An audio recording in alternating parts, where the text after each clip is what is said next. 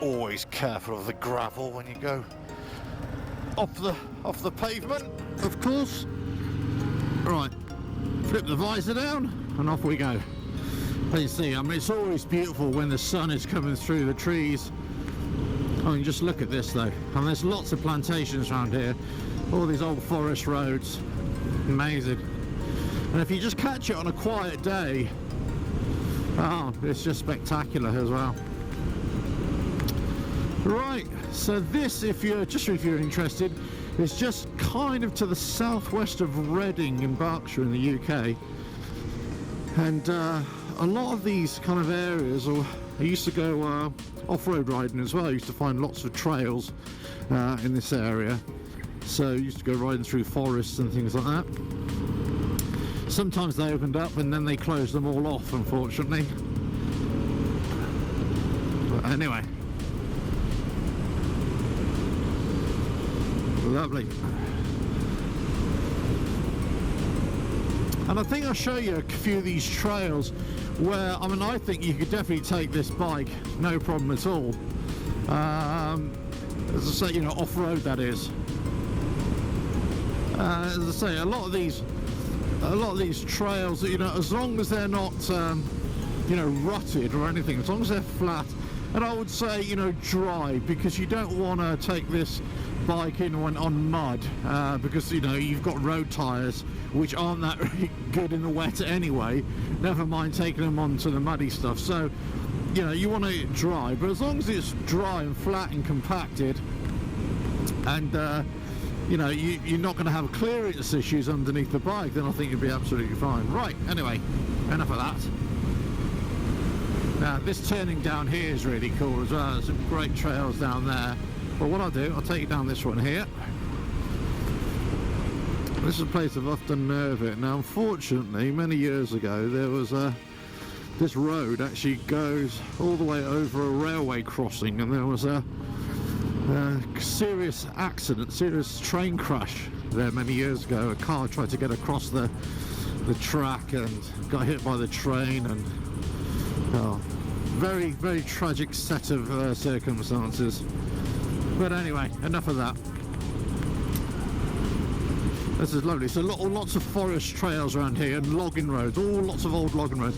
And in these trees out there on the left and the right, there's lots of fire break trails and just walking trails as well. So it's a lovely place to come and walk your dog or whatever. Okay, let me just quickly pull over here. I'll show you what I mean. So look, you can see here all these trails that go through there and go through there. Now these are all footpaths. You used to be able to come through here, but these are all footpaths now. But look, I mean, just look at the trail, the way it is. You'd easily be able to get in there, no drama, and because it's flat, it's, you know, you're not going to have an issue with the clearance of the bike. Same on that side, you know, that's off-road trail, but once you're on it, it isn't a problem at all. You know, because it's just flat. You know, obviously you got to be, you know, be aware of punctures and all that kind of stuff. You know, you can see there the sign that says no bicycles or motorcycles prohibited. So there you go. Right, beautiful though, beautiful in this area.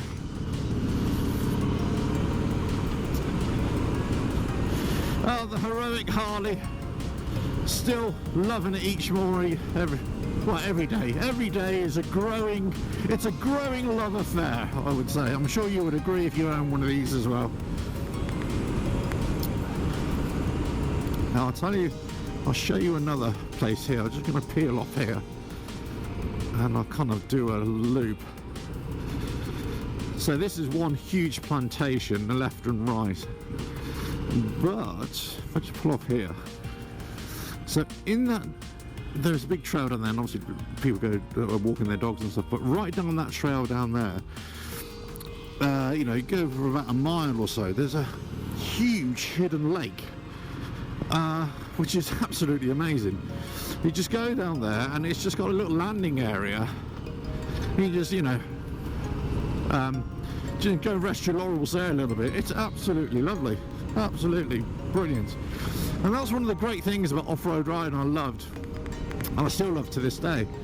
You get off the beaten track, and you don't have to go far off the beaten track. That's the amazing thing, to find just secluded places, hidden away places, and it's just amazing. You know, absolutely. You know, it's kind of picture perfect type stuff, really. And I was always amazed that a lot of these places are just hidden over the hedges, on the other side of hedges of main roads, and you'd never know they were there. You know, so that's why going off-road riding for me is just, it's a blessing, really. It's a great riding experience. If you ever got the opportunity to do it, all I can say is go and do it, because you won't be disappointed. The views are spectacular, and it's just a great way to decompress, really.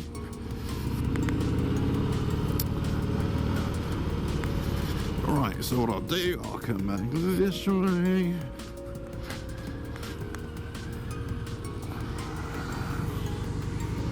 Beauty.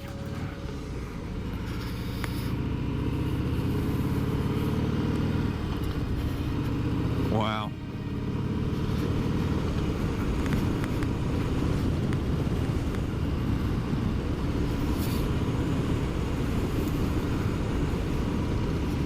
I think if you live in sort of tree-lined places, you know, I don't know, anywhere where it's forested, really, you're always going to have very similar views to this, aren't you?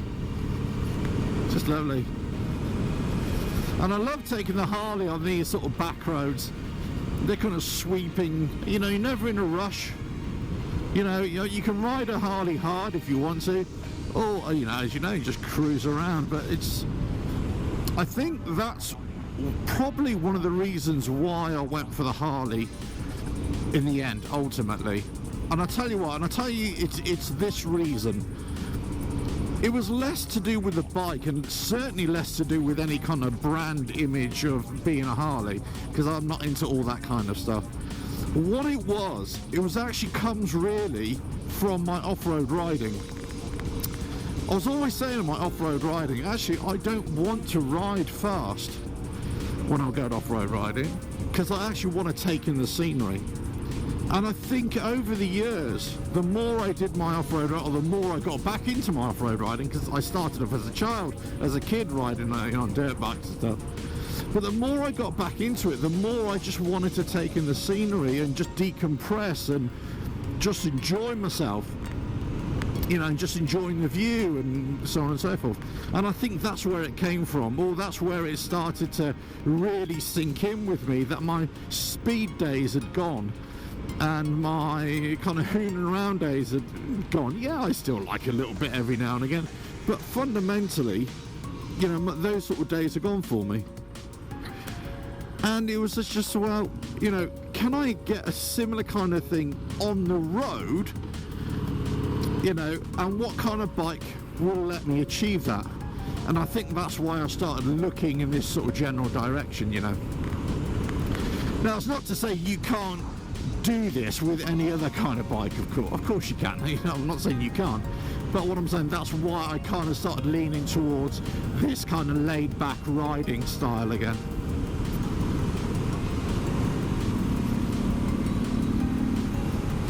Nice. Right, come down here.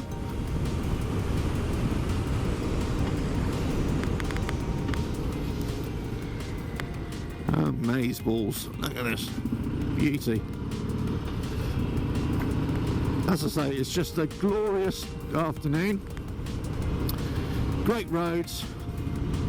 Great just to get out by yourself and, you know, as I say, decompress. Don't have any worries.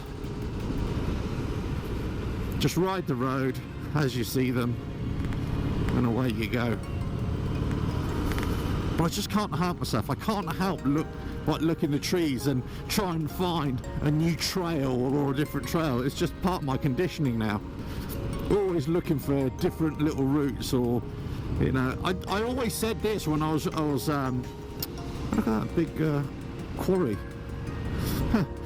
Oh, it's a huge quarry. Look at that lake. Wow.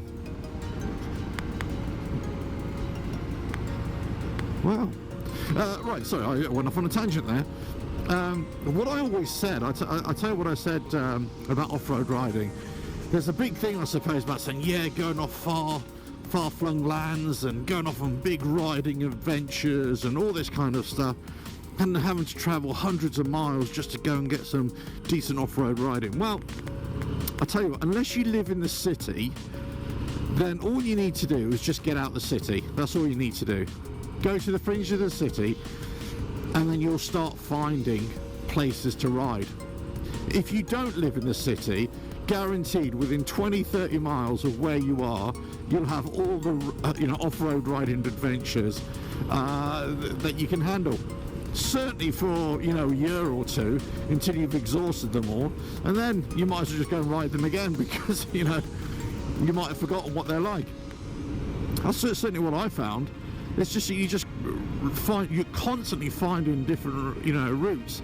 And then latterly what I started to do was, where I found other routes, I'd actually bump into landowners and I'd ask them permission to go and ride particular routes or particular tracks on their land.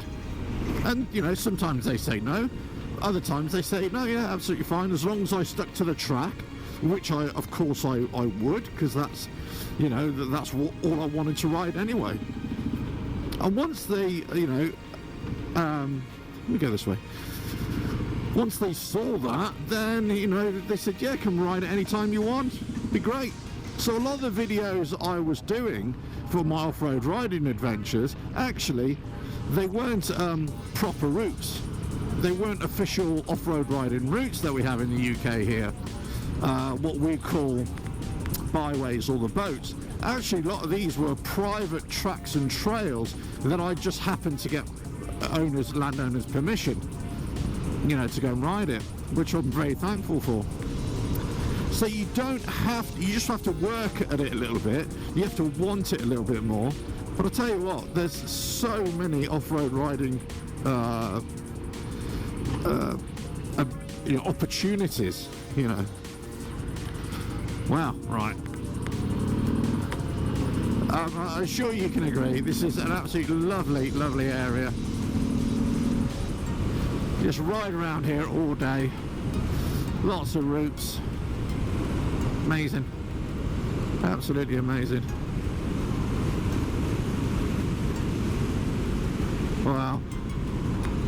Well, anyway, I think I'm coming to the end of it now anyway, so I will bid you a fond farewell, and I'll say the Harley has been heroic once again on these back roads, absolutely loving it.